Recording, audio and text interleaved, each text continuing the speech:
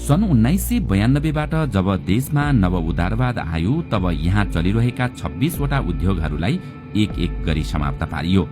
सबैभन्दा पहिला त देशको लगभग 50% जुत्ताको माग पूर्ति गर्ने बाँसबारी छाला जुत्ता कारखाना समाप्त पारियो, जसका कारण हजारौं कामदार बेरोजगार बन्न पुगे भने देश छाला जुत्तामा आयातमुखी बन्न पुग्यो।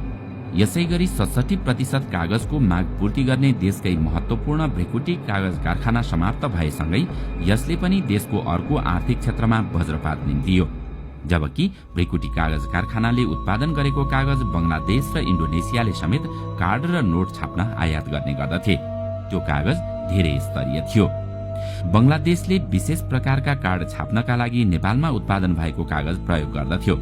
त्यो कारखाना समाप्त पारिएपछि अर्घाखाँची, गुल्मी, गोर्खा, पाल्पा, स्याङ्जा लगायत जिल्लाका बाबियो उत्पादन गरेर धनी हुन लागेका किसानको गरी खाने बाटो नै बन्द भयो। देश लगभग औद्योगिकीकरणमा गइसकेको थियो। त्यसलाई ध्वस्त पार्न निजीकरणका नाममा नाफामा चलेका बालाजु औद्योगिक क्षेत्र अनि हेटोडा औद्योगिक क्षेत्रका कपडा उद्योगहरूलाई समाप्त पारियो। यसले पनि देशको ठूलो मात्रामा कपडाको मागलाई पूर्ति गर्दथ्यो। यसैगरी सस्तोमा सामान ढुवानी गर्ने हेटौडादेखि काठमाडौँसम्मको रोपवे समाप्त पारियो।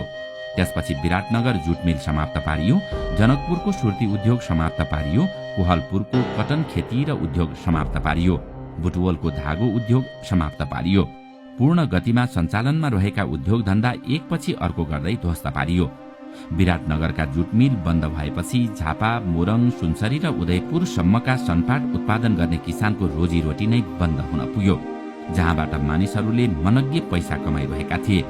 वास्तवमै भन्नुपर्दा त्यति बेला नै झापा र मोरङका किसानहरू धनी बन्दै गएका थिए, किनकि त्यति बेला 1 क्विन्टल धान बेच्दा 1000 कमाउन मुस्किल थियो भने त्यही किसानहरूले 1 क्विन्टल सनपाट बेच्दा 3 देखि 6000 रुपियाँ आरामले आम्दानी गर्ने गर्थे।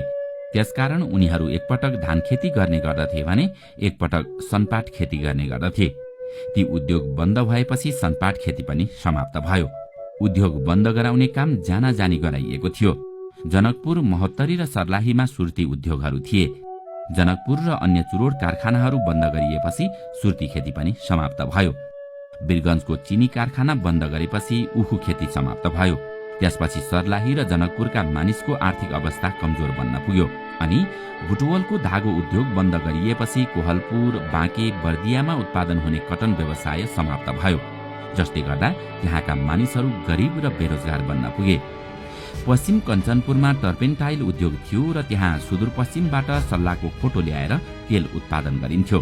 त्यो तेल उत्पादन गर्ने उद्योग पनि बन्द गराएपछि त्यहाँका मानिसको पनि कमाई गर्ने व्यवसाय रोकियो। यसरी देशमा नव उदारवादको आगमन भएसँगै देशलाई टाट पल्टाउने काम सुरु गरियो। सन् 1997 देखि घट्दै गएको देशको औद्योगिकीकरण सन् 2005मा आइपुग्दा सरकारी स्वामित्वमा स्थापित धेरै उद्योगहरू समाप्त भइसकेका थिए। त्यसो त देश यो अवस्थामा आइपुग्नुको मुख्य कारण त्यति बेलाको अर्थनीति नै मुख्य जिम्मेवार थियो, तर त्यसको विरुद्धमा कसैले आवाज उठाएन, विश्वविद्यालयहरूले अनुसन्धान गरेनन् अनि सञ्चार माध्यमहरूले पनि कहीँ कतै त्यसको विरुद्धमा लेखेनन्। मतलब नव उदारवादले देश कहाँबाट कहाँ पुग्यो कसैले सोचेनन्। वास्तवमा भन्नुपर्दा नीति र सिद्धान्त भन्ने कुरा आफ्नो देश र माटो सुहाउँदो हुनुपर्छ, न कि अरूको अनुकरण। सायद धेरैलाई थाहा नहोला, नेपालमा नव उदारवाद भित्रिनु अघिसम्म नेपालले अफगानिस्तान, इरान, क्युबा लगायतका देशमा चामल बेच्थ्यो। त्यति बेलासम्म पनि हामी तरकारी बाहिर पठाउँथ्यौं, मासु विदेशमा निर्यात गर्दथ्यौं। हो, त्यति बेला नेपालमा पञ्चायतको शासन थियो। त्यति बेला वाक स्वतन्त्रता थिएन, तर हामी हाम्रै घरेलु उत्पादनमा निर्भर थियौं।